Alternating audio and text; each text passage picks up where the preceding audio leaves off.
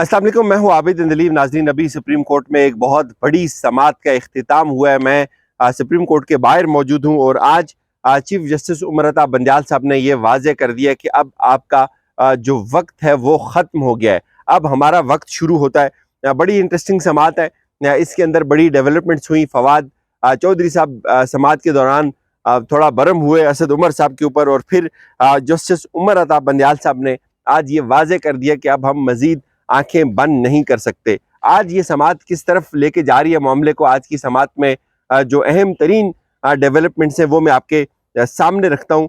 एक तो जो कोर्ट रूम के अंदर जब ये समाअत शुरू हुई, 11:30 बजे का वक्त था। 11:36 पे जैसे ये समाअत शुरू हुई, 11:36 पे तो मेरे कान में एक सरगोशी की। हमारे एक बड़े सीनियर रिपोर्टर है, तो उन्होंने कहा जी कि जस्टिस मुनीब साहब के चेहरे से ये बात आज लग रही है कि वो मामला खड़का देंगे। बड़ा खुशगवार माहौल था।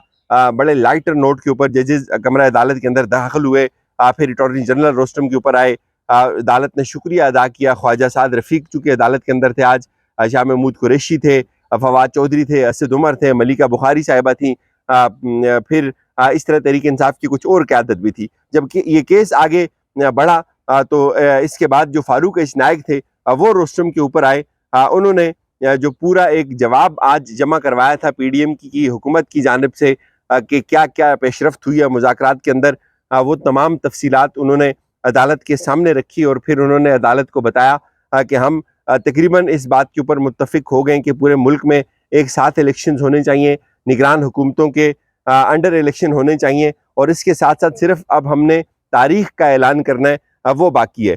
तो इस पे चीफ जस्टिस साहब ने उनसे सवाल किए कि उन्होंने कहा जी कि मिनिस्ट्री ऑफ फाइनेंस की जो रिपोर्ट है वो भी आई है, और उसमें एक मुआहिदा है, और इसके ऊपर ये जोर दिया गया, उस मुआहिदे में ये कहा गया है कि IMF का पैकेज हो जाए और उसके बाद बजट हो जाए और उसके बाद हम इलेक्शन की तरफ जाएंगे।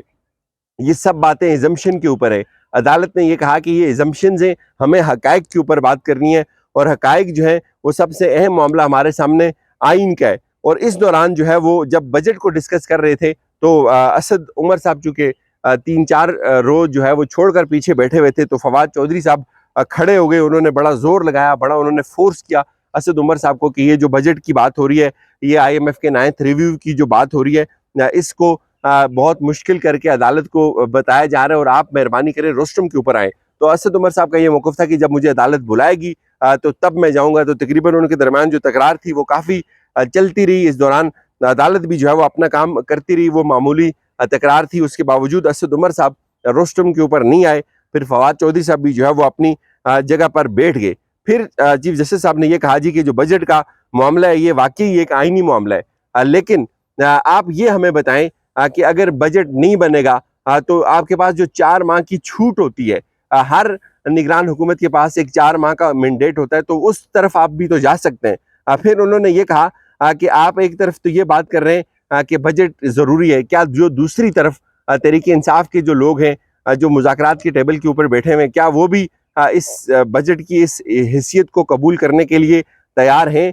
फिर चीफ साहब ने ये खुद कहा कि आइन में 90 दिन का हुक्म है, जिससे आज तक किसी ने इनकार नहीं किया, और अब आप कह रहे हैं कि हालात ऐसे हैं और ऐसा नहीं हो रहा, और आपने अब हमारे सामने एक बिल्कुल नया मामला हमारे सामने रखा है। अदालत कौमी अहमियत के मामलात को देख रही है। ये चीज़ याद रखें कि हम अपनी आंखें बंद नहीं कर सकते। ये बिल्कुल एक आइनी मामला है और हम इसके ऊपर खामोश नहीं रहेंगे।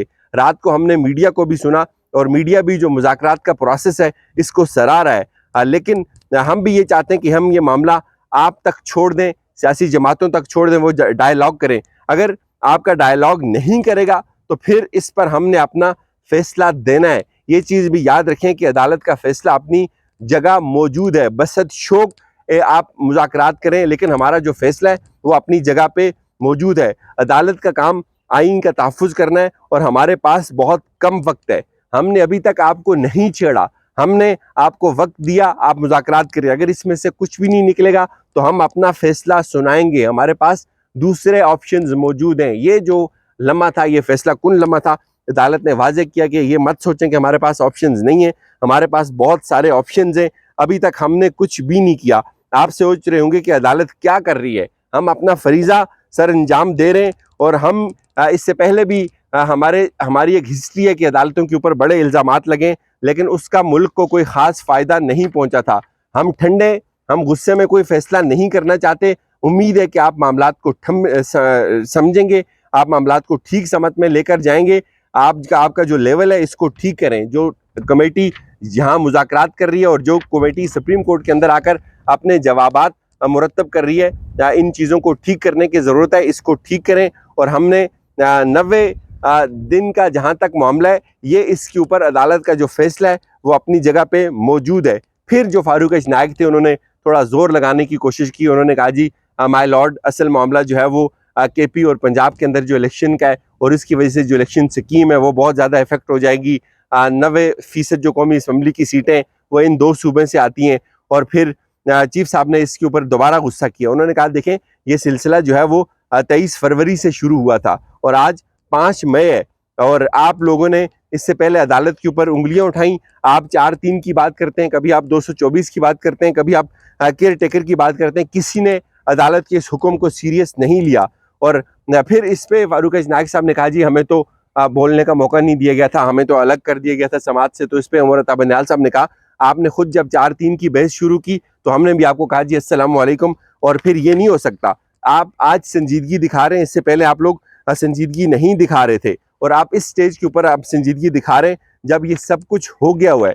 اور ہمارے ایک دوست تھے جسٹس اطہر من اللہ صاحب, انہوں نے کہا تھا کہ اسمبلیاں جو ہے وہ تحلیلی غلط طریقے سے ہوئی ہیں. اس وقت بھی کسی نے اس معاملے میں دلچسپی نہیں دکھائی. آج آپ طرح طرح کی جو ہے وہ کہانیاں کر رہے ہیں. آپ کسی نے اس وقت بھی ریویو داخل نہیں کروایا تھا, اور ہمیں یہ چیز سمجھ آ گئی ہے کہ آپ لا میں انٹرسٹڈ نہیں ہیں, آپ صرف اور صرف سیاست میں انٹرسٹڈ ہیں. اور ہم آپ کی جو سیاست ہے اس کا جواب نہیں دیں گے. ہم نے آئین کا حلف لیا ہوا ہے, ہم آئین کے اوپر چلیں گے. کل بھی ہمارے ملک میں جو 6 نوجوان فورسز کے شہید ہوئے, 8 جو اساتذہ سے وہ شہید ہوئے, اگر وہ لوگ قربانی دے سکتے ہیں تو ہم بھی قربانی دینے کے لیے تیار ہیں. ہم اپنی آنکھیں بند نہیں کریں گے, ہم قانون کو نہیں چھوڑ سکتے. پھر علی ظفر آئے, علی ظفر نے آ کر جو ہے وہ عدالت کو بتایا کہ مذاکرات کے اندر کیا کیا ڈیولپمنٹس ہوتی رہی, کس طرح سے مذاکرات کا عمل جو ہے وہ آگے بڑھا. تو علی ظفر نے پورا زور لگایا کہ ہمیں آئین کے ایمبیڈ سے باہر نہیں جانا. پھر خواجہ سعد رفیق آئے, خواجہ سعد رفیق نے بھی عدالت کا شکریہ ادا کیا. انہوں نے کہا جی کہ میرے ساتھ بھی بڑی زیادتیاں ہوئی ہیں, اس عدالت کی طرف سے بھی میرے ساتھ بڑی زیادتیاں ہوئی ہیں. 90 دن کو تسلیم کرتے ہیں ہم بھی. خواجہ سعد رفیق نے 90 دن کو جو ہے وہ تسلیم کیا کہ 90 دن کے اندر ہی الیکشنز ہونے چاہیے. پھر ساتھ انہوں نے یہ بھی کہا کہ 90 دن کے اندر الیکشن ہونے کے ساتھ ساتھ فری اینڈ فیئر الیکشن بھی ہونے چاہیے. تو 1-2 چیزیں بڑی امپورٹنٹ ہوئی ہیں آج, وہ یہ ہوئی ہیں کہ جو حکومتی ارکان ہیں انہوں نے اس چیز کا اندیہ دے دیا کہ وہ اسمبلی تحلیل کرنے کے اوپر کنونس ہو گئے. وہ تھوڑا مزید پیچھے آنے کے لیے بھی تیار ہو گئے. انہوں نے عدالت کے روسٹرم کے اوپر کھڑے ہو کر یہ بات کی اور اس کا خیر مقدم کیا عمر عطا بندیال صاحب نے کہ آج آپ نے پہلی دفعہ سنجیدگی دکھائی ہے اور حالات جو ہے وہ سازگار ہونے جا رہے ہیں. اب جو 1-2 چیزیں جو ہے وہ سپریم کورٹ نے واضح کر دی ہیں. انہوں نے کہا جی کہ ٹھیک ہے سیکیورٹی کا بھی ایشو ہے, لیکن اس سے پہلے الیکشن کمیشن نے کہا تھا کہ پیسہ دے دیں اور آپ ہمیں سیکیورٹی دے دیں تو ہم الیکشنز کروا دیں گے. لیکن الیکشن کمیشن نے یہ جو آئینی سکیم کا معاملہ ہے یا 1-2 صوبوں کے اندر جلدی الیکشن کروانے کے بعد جو آئینی بحران پیدا ہوگا اس کا معاملہ, یہ کسی صورت بھی ہمارے سامنے نہیں رکھا. نہ خواجہ سعد رفیق سے پہلے کسی نے یہ نوٹس دلوایا, یہ توجہ دلوائی. تو آپ لوگ تو ابھی تک 4-3 کی بحث میں الجھے ہوئے تھے. تو پھر یہ بھی ایک تجویز وہاں سامنے آئی کہ عمران خان صاحب کو اور جو شہباز شریف ہیں ان کو بھی طلب کیا جائے, ان کو بھی ویڈیو لنک کے اوپر حاضر کیا جائے. تو اس پہ جو عمر عطا بندیال صاحب تھے انہوں نے کہا جی اس کو بھی ہم دیکھ لیتے ہیں. لیٹس سی اب کیا ہوتا ہے. فی الوقت یہی کچھ, مجھے اجازت دیجیے, اپنا خیال رکھیے گا. خدا حافظ.